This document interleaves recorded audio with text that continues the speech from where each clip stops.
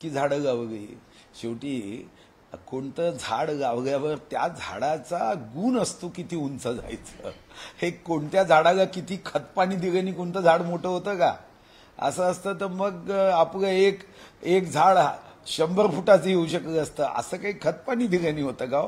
आपापल्या कामाने प्रत्येकाला मोठं व्हायचं असतं. खतपाण्याने प्रत्येक झाडाची उंची किती व्हावी हे ठरलं असतं.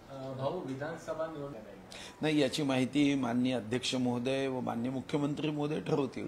फक्त एवढंच आहे की जर ज्यांनी विधानसभेत विरोधात काम केलं म्हणा किंवा विधानसभेमध्ये बंडखोरी केली, उमेदवार उभे राहिले, त्यांना पक्षात घेताना मला वाटतं की त्याचा अतिशय काळजीपूर्वकच निर्णय केला पाहिजे. अन्यथा मग कार्यकर्त्यांना असं वाटायला लागेल की ठीक आहे, क्षणिक बंडखोरी केली तरी हा पक्ष इतका मोठा आहे की या पक्षात आपण कधीही प्रवेश करू शकतो.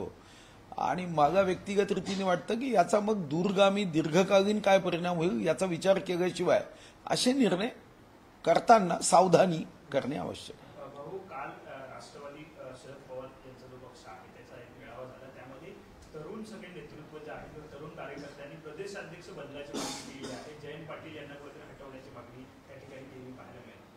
नाही, मी म्हणूनच म्हणतो की हा विषय त्यांच्या पक्षातला अंतर्गत विषय आहे.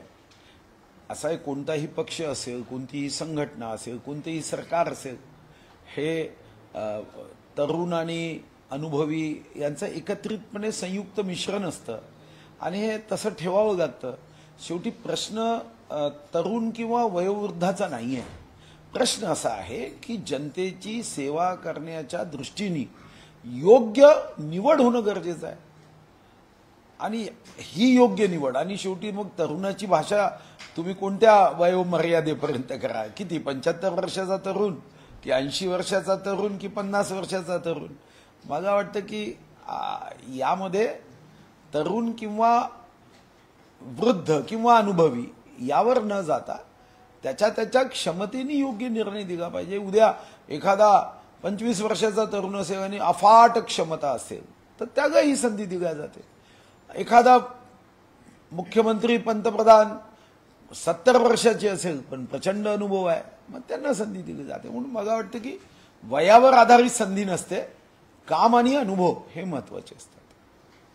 चंद्रपुरात कन्नमवार यांच्या जयंती सोहळ्याला एका मुख्यमंत्री राहिलेल्या वारासाठी दुसऱ्या वाराने यायला हवं होतं असं नाही, मी सांगितलं की त्याचं कारण काय आहे आणि ते आज सांगताय. खरं तर कन्नमवारांचा सन्मान हा मी विधानसभेत आयुधांचा उपयोग करून काँग्रेसच्या कार्यकाळात कधीच सभागृह झालं नाही. ते सभागृह मूळमध्ये मी उभं केलं. त्यामुळे असं सांगण्याची आवश्यकता मला वाटतं योग्य नाही. राजकारण कोणी करू नये.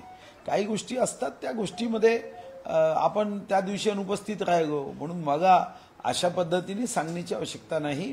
चंद्रपूर जिल्ह्यामध्ये स्वर्गीय कन्नमवारांचं स्मारक हे मीच केलं, हे कोणत्याही काँग्रेसच्या नेत्यांनी केलं नाही. सर भाऊ महसूल वाढीसाठी दारूचे परवानगी आहेत ते दिले जाणार आहे असं सांगितलं. नाही, मला माहित नाही, पण आमचं जे सरकार आहे ते सरकार या अगोदर या विषयावर दारू परवाने वाईन शॉप देण्याच्या बाबतीमध्ये नेहमी प्रतिकूल राहिलाय. स्वतः देवेंद्रजींनी जेव्हा काँग्रेसच्या राज्यामध्ये हा प्रश्न उपस्थित करण्यात आला त्याला कडाडून सभागृहात विरोध केला. आता भविष्यामध्ये ही जी पक्षाची भूमिका होती तीच कायम राहील की राहणार नाही याच्याकडे तुमच्यासारखा मी वाटतं नाही. यावर कधी मी जेवढ्या बैठकींमध्ये पक्षाच्या होतो त्या बैठकीत असे विषय कधी आले नाही आणि एकत्र येण्याच्या संदर्भात अशी चर्चाही झालेली नाही. आता हा निर्णय माननीय अमितभाई, माननीय नरेंद्रभाई, माननीय देवेंद्रजी करतील. या संदर्भामध्ये जर जुन्या गोष्टी विसरून पुढे लागायचं असं पक्ष ठरवत असेल तर तो पक्षाचा निर्णय आहे. पण आज एकत्र येण्याची आवश्यकता या क्षणाला तर दिसत नाही.